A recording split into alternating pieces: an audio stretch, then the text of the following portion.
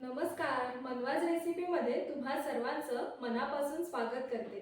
आज आपण भरपूर प्रोटीनने युक्त आणि झटपट तयार होणारी अशी सोया मसाल्याची भाजी कशी करायची ते बघणार आहोत। ही भाजी तुम्ही पोळी किंवा भाकरी सोबतही खाऊ शकता। चला तर मग आपण जराही वेळ न काढता ही भाजी कशी करायची आज आपण सोयाबीन मसाला कसा करायचा ते बघणार आहोत। त्याच्यासाठी मी इथे सुरुवातीला गरम पाणी करून त्याच्यात हे सोया चंक्स थोडा वेळ भिजवून ठेवलेले आहेत। त्यानंतर मी इथे एक कांदा घेतलेला आहे बारीक चिरलेला, एक टोमॅटो घेतलेला आहे, आलं लसूण मिरचीची पेस्ट घेतलेली आहे, दही घेतलेलं आहे, चवीपुरतं मीठ आहे आणि इथे बाकीचे खडे मसाले घेतलेले आहेत, लवंग, दालचिनी, दगडफूल वगैरे असं सगळं घेतलेलं आहे। त्याच्यानंतर हळद आहे, मोहरी घेतलेली आहे, थोडंसं असं जिऱ्याची पावडर करून घेतलेली आहे आणि इथे मी लाल तिखट घेतले। चला तर मग हा सोया मसाला कसा करायचा ते बघूया। आता इथे मी सोयाबीनमधलं सगळं गरम पाणी काढून घेतलंय। आता मी साधं पाणी याच्यामध्ये घालून घेते। आता हे साधं पाणी घातल्यावर हे सगळं पाणी आपण सोयाबीनमधलं चांगलं पिळून घेणार आहोत। हे पिळून घेऊन दुसऱ्या एका भांड्यामध्ये काढून घेते। हे चांगले पिळून घ्यायचे, ह्याच्यात पाणी कुठे ठेवणार नाही, थोडंसं राहिलं तरी चालेल। हे पिळून घेते। अशा प्रकारे मी इथे सगळे सोयाबीन पाण्यातनं काढून घेते। आता मी या सोयामधलं सगळं पाणी काढून घेतलेलं आहे। आता हे आपण मॅरिनेट करण्यासाठी काढून घेऊया। त्यासाठी मी इथे एक 2 ते 3 चमचे यामध्ये दही घालून घेते। इथे मी गोड दही घेतलेलं आहे, 2 चमचे मी याच्यात दही घातले। त्यानंतर आपण इथे गरम मसाला पावडर थोडीशी घालून घेऊया, अर्धा चमचा गरम मसाला पावडर मी याच्यात घालते। त्यानंतर लाल तिखट थोडंसं घालणार आहे। त्याच्यानंतर इथे मी जिऱ्याची पावडर घेतली आहे, ती सुद्धा थोडी यामध्ये घालून घेणार आहे आणि थोडीशी हळद घालूया, चिमूटभर हळद। आणि आता हे सगळं घालून झाल्यानंतर आपण हे मिश्रण एकत्र ढवळून घेऊया। आता हे मिश्रण आपण मॅरिनेट करायला एक 10 ते 15 मिनिटं ठेवून देऊया, तोपर्यंत आपण बाकीची फोडणीची तयारी करून घेऊया। आता मी इथे सुरुवातीला थोडं तेल गरम करत ठेवलेलं होतं। आता त्याच्यामध्ये आपण थोडीशी मोहरी घालून घेऊया। मोहरी चांगली तडतडून घ्यायची आहे। मोहरी चांगली तडतडली, त्याच्यानंतर मी इथे थोडी हळद घालून घेते। त्यानंतर आपण जी इथे आलं लसूण मिरचीची पेस्ट घेतली आहे, ती मी इथे थोडीशी घालून घेते।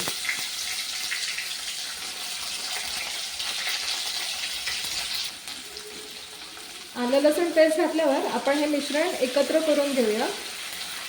त्यानंतर मी इथे जे खडे मसाले घेतलेले आहेत, साधारण 2 मसाला वेलची घेतल्या, दालचिनीचा एक तुकडा घेतलेला आहे, ते सगळे खडे मसाले या फोडणीत घालून घेणार आहोत आणि हे पुन्हा एकदा आपण हलकंसं मिश्रण परतून घेऊया।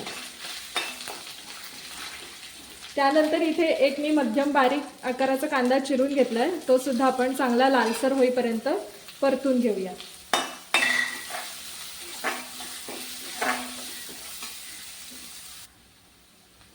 कांदा इथे आपला हलकासा परतून झालेला आहे। त्याच्यानंतर इथे एक बारीक चिरून घेतलेला टोमॅटो घालून घेणार आहे, किंवा ह्याच्याऐवजी तुम्ही टोमॅटोची प्युरी सुद्धा घालू शकता। पुन्हा हे मिश्रण आपण चांगलं ढवळून घेऊया आणि आता याला तेल सुटेपर्यंत, चांगलं मसाल्याला या तेल सुटेपर्यंत असं मिश्रण ठेवून देणार आहोत। आता ह्याच्यावर मी झाकण टाकून ठेवते आणि हे खाली लागू नये यासाठी मी ह्याच्यामध्ये थोडंसं पाणी घालून घेते। त्याच्यावर पाणी घालून झालं की आपण झाकण टाकून एक 5 ते 7 मिनिटं चांगली वाफ काढून घेऊया। आणि आता इथे मी अगदी थोडंसं मीठ टाकून घेणार आहे, भाज्या शिजण्यासाठी थोडं मीठ घालून घेऊया ह्याच्यामध्ये, म्हणजे त्याला जास्ती तेल सुटायला मदत होईल। आता आपण एक 5 मिनिटांनी ह्याच्यावरचं झाकण काढून बघूया। हे बघा, तुम्ही बघू शकता कांदा आणि टोमॅटोला चांगलं तेल सुटलेलं आहे। आता ह्याच्यामध्ये आपण बाकीचे मसाले घालून घेऊया। त्यानंतर मी इथे थोडंसं तिखट घालते। इथे मी बेडगी मिरची पावडर घेतलेली आहे, त्यामुळे याला रंगसुद्धा खूप छान येईल। साधारण 1.5 चमचा मी इथे तिखट घालून घेतलंय। तिखट ह्याच्यात परत चांगलं एकदा मिक्स करून घेऊया। त्यानंतर आपण थोडासा गरम मसाला मॅरिनेट करताना पण घातलेला आहे, तरी आपण या फोडणीमध्ये सुद्धा अगदी 5 चमचा मसाला घालून घेऊया।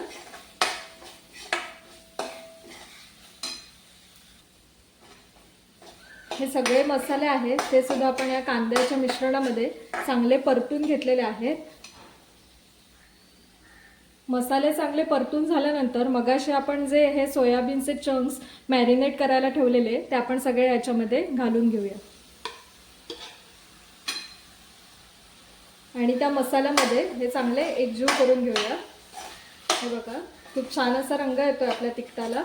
हे बघा चांगले हे मिश्रण आपण ढवळून घेऊया। तुम्ही सुद्धा एकदा अशी भाजी करून बघा, खूप छान लागते चवीला। चांगलं मिश्रण ह्याच्यात एकजीव करूया आणि पुन्हा एकदा एक 5 ते 7 मिनिटांसाठी आपण थोडेसे हे वाफवत ठेवणार आहोत आणि नंतर थोडीशी कसुरी मेथी सुद्धा मी ह्याच्यामध्ये चुरून घालणार आहे। त्याचा सुद्धा वास खूप छान लागतो या भाजीत। त्यानंतर मी ह्याच्यामध्ये गरम पाणी घालणार आहे। साधं पाणी घालू नका, गरम पाण्यामुळे एक रंग सुद्धा छान येतो आणि तवंग सुद्धा छान सुटतो। थोडंसं पाणी घालून घेतलंय। पाणी घालून झाल्यावर पुन्हा एकदा हे मिश्रण ढवळून घेऊया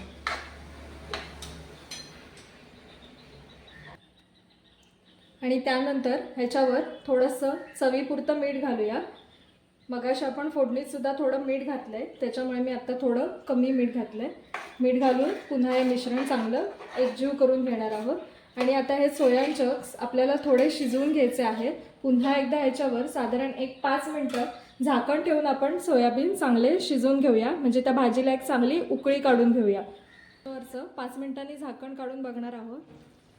वा, तुम्ही बघू शकता खूप छान असा भाजीला रंग आलाय। हे बघा खूप छान अशी सोयाबीनची भाजी इथे बनवून तयार झालेली आहे।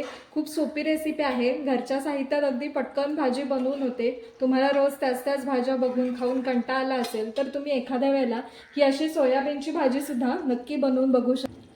त्यानंतर मी ह्याच्यावर थोडीशी बारीक चिरलेली कोथिंबीर घालून घेणार आहे। अशा प्रकारे तुम्ही सुद्धा एकदा अशी सोयाबीनची भाजी नक्की करून बघा। ही आपली सोयाबीनची भाजी बनवून तयार आहे। आता आपण ही एका भांड्यात काढून घेऊया। हे बघा तुम्ही इथे बघू शकता आपलं मस्त झणझणीत असं सोयाबीन मसाला इथे बनवून तयार आहे। तुम्ही सुद्धा एकदा अशा प्रकारे सोयाबीन मसाला नक्की करून बघा आणि माझी रेसिपी आवडत असेल तर माझ्या चॅनलला लाईक, शेअर आणि सबस्क्राईब नक्की करा।